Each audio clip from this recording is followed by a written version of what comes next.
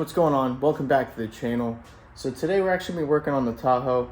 We got a quick and easy upgrade for it, and we're gonna iron out, make sure that we had our problems before with the 5-volt reference code that was popping up. Let's make sure that's gone. So been driving the truck around for a little bit and hasn't popped up yet, so hopefully it's fixed, but we'll go and make sure.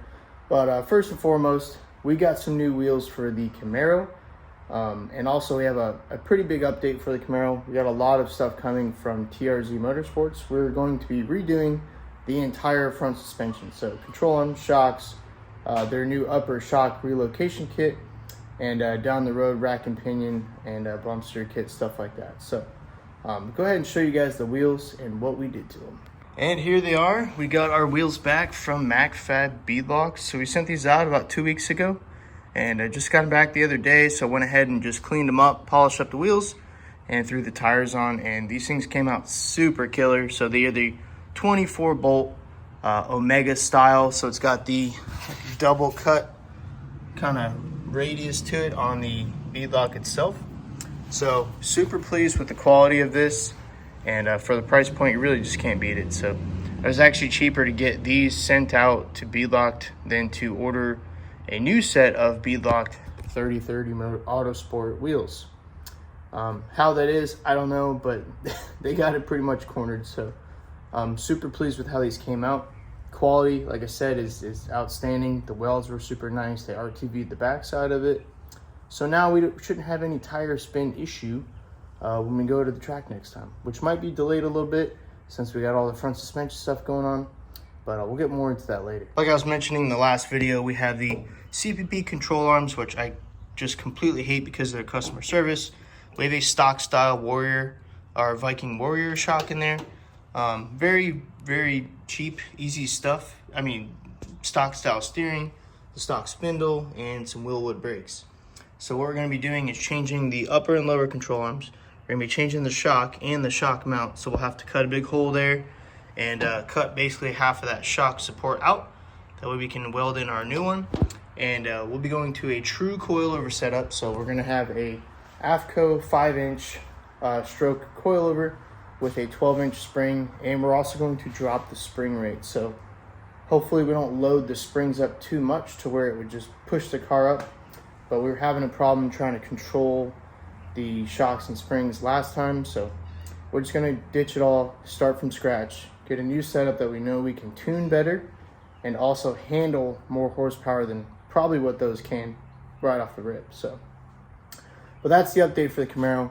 Let's get over to the Tahoe and show you guys what we're doing today.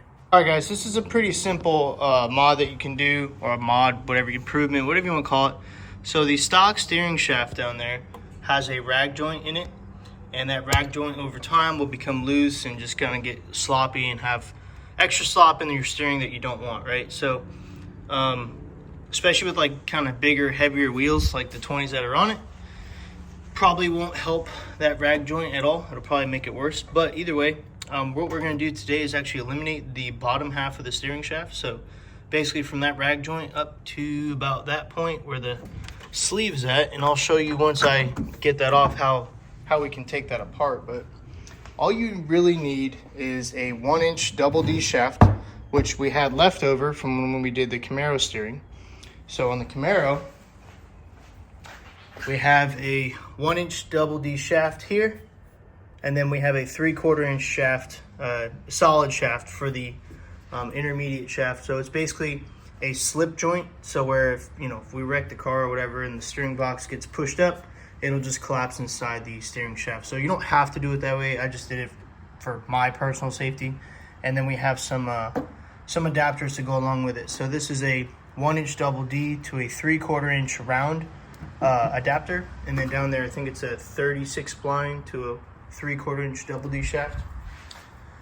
So over here, we have a 1-inch double D shaft, which will go onto that portion of it, and this will go to the stock steering box, which I believe is a 36 spline steering box shaft.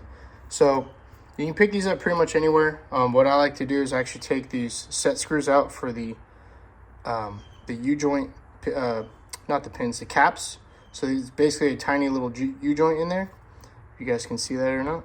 But what I like to do is take these set screws off and actually put Loctite on them, because they do not come with Loctite. So careful when you buy them. Just make sure they're quality. I've used these on the Camaro. It's pretty good. I use it on the Tahoe. And like I said, this is just a 3/4 inch double D shaft.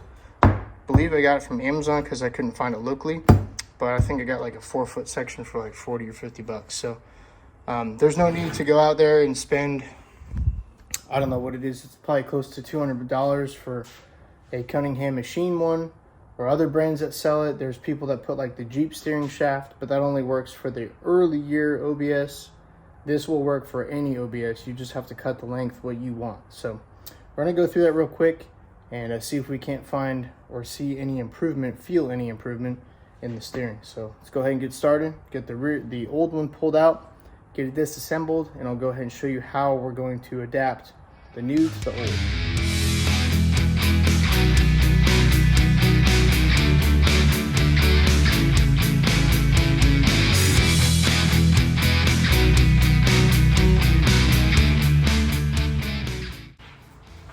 All right, so I lied to you guys. This is actually a 30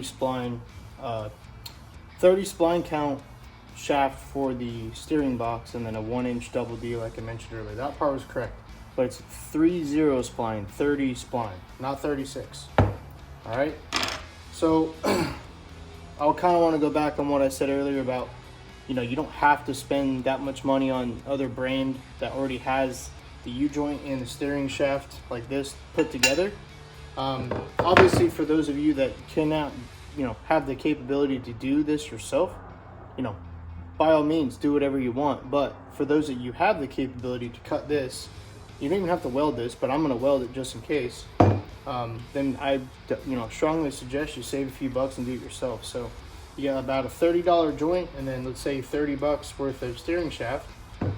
For me, I had this left over, but you know, you're only talking about 60, 75 bucks total, and probably a couple hours of your time to do so. So let's get back to it. So this is a 30 spline shaft, 1-inch double D, and I just went ahead and actually pulled these set screws out, put some Loctite on it, and now we're gonna get to the fun part about disassembling our stock shaft. So the first thing you wanna do is pull the boot off, and it just slides off of it.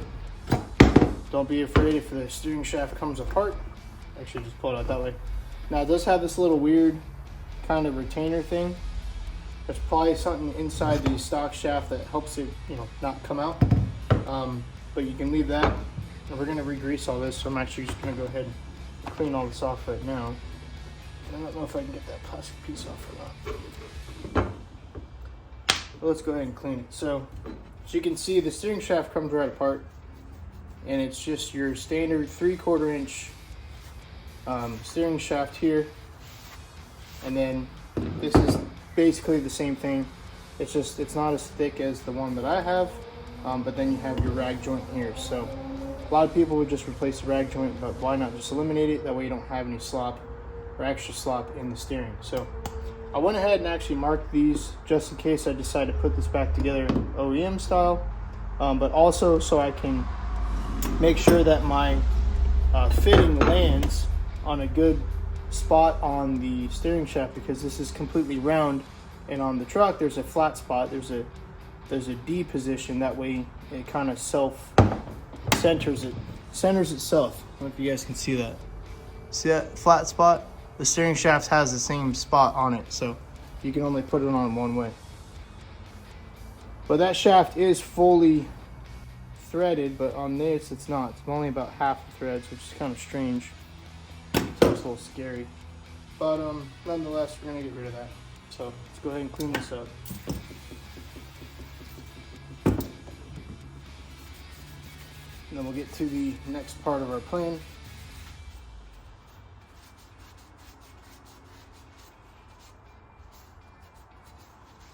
Which actually, I'll remark that just in case. That's where I had it. Now the boot, just get rid of it. You don't need that crap. So, let's see. Clean out my hole here. And this will just go right in. Just like that. So you can see how it slides into the 1-inch double D shaft. Nice tight fit. I'm not going to be putting this little retainer piece back in because there's no need. I'm sure I probably could put it in there. Yeah, I guess I could. I don't know, maybe I might want to lose it. Either way, probably not necessary, but we might, we'll see.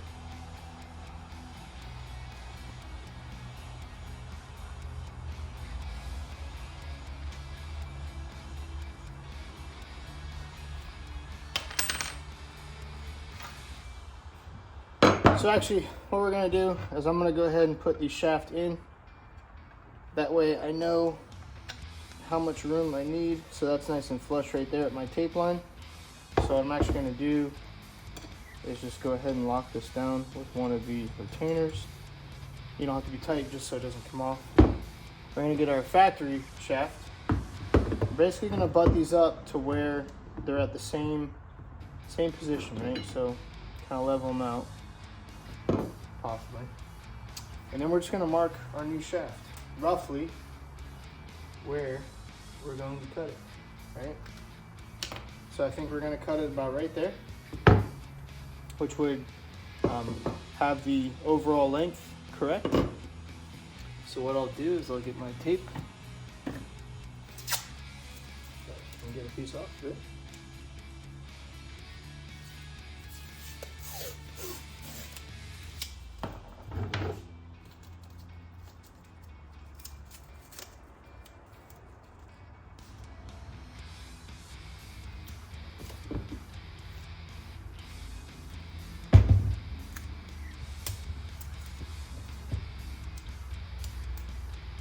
There you go. And now you got a nice straight line to cut on. So what we'll do is we'll chop this down. Probably leave a little bit more, probably about a 1/4 inch more, maybe 1/2 inch, just so I have some extra room to play. And what I'm going to do, I'm actually going to weld around the joint here, but also use the set screw. And then what we'll do is on the steering shaft itself is drill a small hole. That way the set screw has something to sit into. So yeah, so we'll be good to go. So let's go ahead and get this cut up, mock it up, and see how it fits.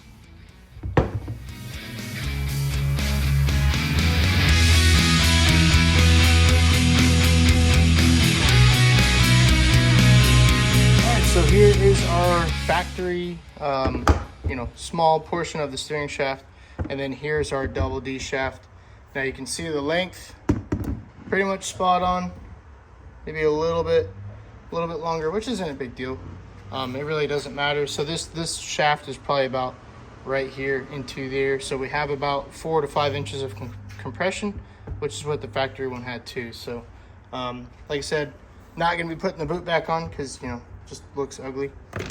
So it's just gonna be nice and clean. So what I'm gonna do is actually prep my areas for welding, because I don't want to run these set screws, only because there's actually pretty minimal, turn my light on, I guess I can show you. There's pretty minimal room right here, basically where the steering shaft is going to be sitting. So I don't want those little those little set screws to hit the frame and cause damage and interference and whatnot. So I'm just gonna go ahead and weld it all the way around. That way there's no problem with putting the little set screws in there. And then on the steering shaft side, for the steering box, what we're gonna do is try to put a little hole or a little divot drill into the steering shaft itself. That way it has something for the set screw to sit in, other than the flat part on the D shaft. I forgot to check that, so I'm gonna check to see if it's sitting on the flat part on that steering shaft, and it is. I don't need to drill anything. It'll be good to go. So let's go ahead and get this thing welded up.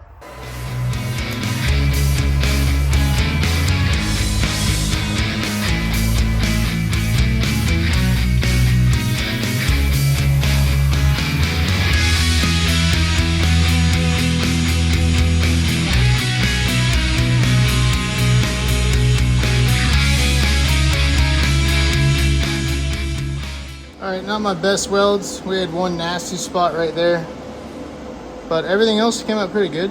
So pretty pleased with that. That, not so pleased with, but either way, we're all welded up, and I go ahead and take that set screw out. We'll go ahead and get it prepped up, probably paint the main shaft, and then what we'll do is we'll paint we'll call it the half shaft, we'll call it the intermediate shaft. We'll paint this inside the truck, that way I don't have to collapse it, scrape all the paint off, and then repaint it. So we'll just paint this once it's inside, but the main shaft we'll go ahead and paint now. All right, and there you have it. The steering shaft is all done. A little hard to show you guys since there's so many things in the way, but got it all painted up. Like I said, it was just that 130 spline U-joint, and then the 1-inch DD shaft, and then you use the factory stuff in the back. So pretty simple install, pretty simple mod that you guys can do to any OBS truck.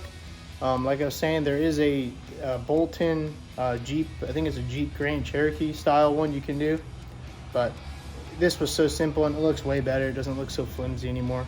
So it's just that 30 spline U-joint. You got your 1-inch DD shaft, and then you use the factory stuff in the back. So let's go ahead and rip around on the Tahoe. Make sure it's fixed, because I would really like to start taking this thing out again. And I haven't really been able to, just because of these codes that keep popping up. The truck kept leaving me stranded. So hopefully I got it fixed, and we'll go from there. So let's go drive it. So far it feels pretty good. Actually feels a little bit more different than I thought with the solid shaft. So it's actually a lot more touchy, less slop per se. So that's cool.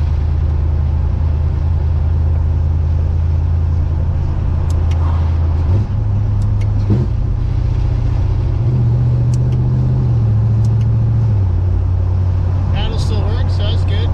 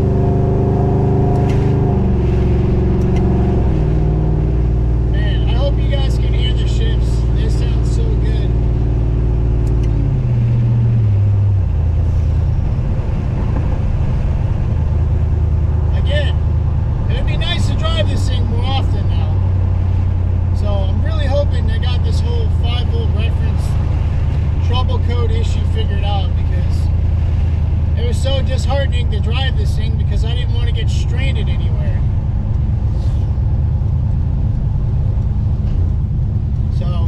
So far so good. I can't complain. But we'll see how she's going to act up or not.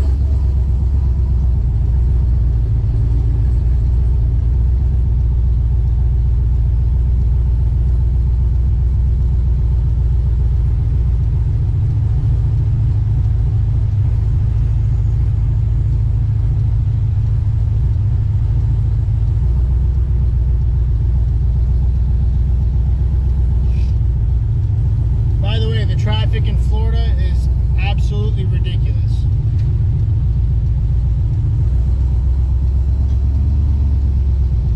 Way too many freaking people.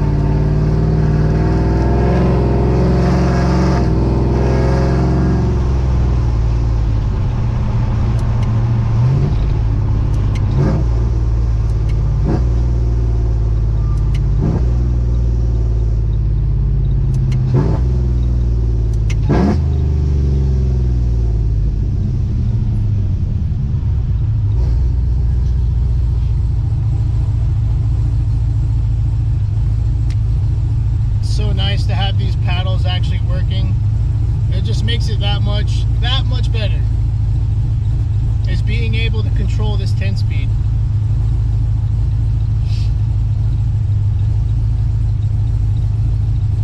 So far, so good. Can't complain. We're not home yet, though.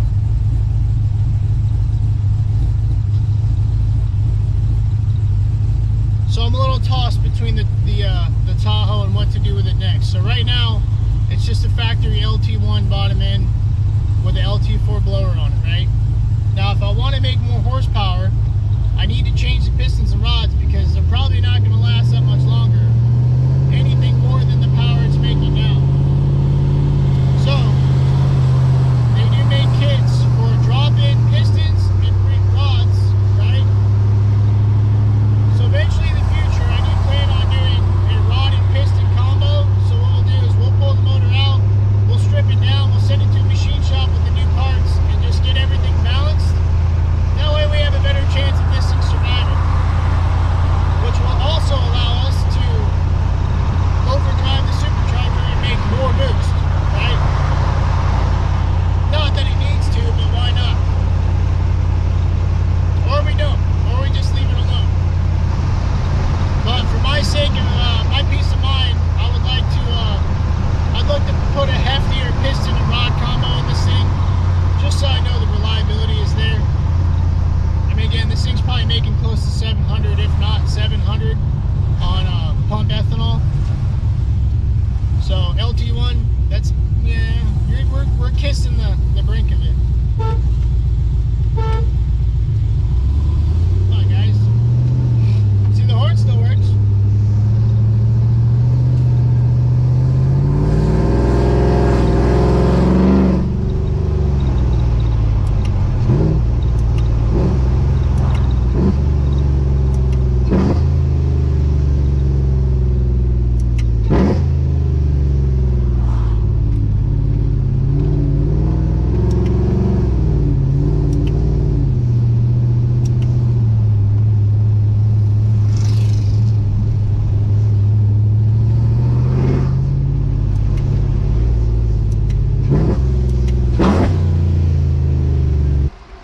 Nice little mod for the steering shaft. So if you guys have an OBS truck, you should be able to do that yourselves. If not, you know, I strongly recommend changing it out. It's not that huge of a difference, but it is enough difference to notice, which I didn't think it was going to be at first, but I figured for about 30 bucks I'd go ahead and do it. So yeah, thank you guys for watching. Thank you guys for subscribing. We will see you in the next episode. But before you go ahead and drop a comment down, like the video, let us know what we should do with the Tahoe next. Should we go the route with the drop-in piston and rod combo? Should we port the supercharger? Should we run more boost, or should we just keep it alone, or even just do some rear suspension upgrades? Because right now it's still on the stock leaf springs. So we could go with a Caltrack setup for more traction, or we go to a true a true coilover setup for the rear. So that'll allow us to have better traction ability and whatnot. But yeah, let us know down in the comments, and we'll see you in the next episode.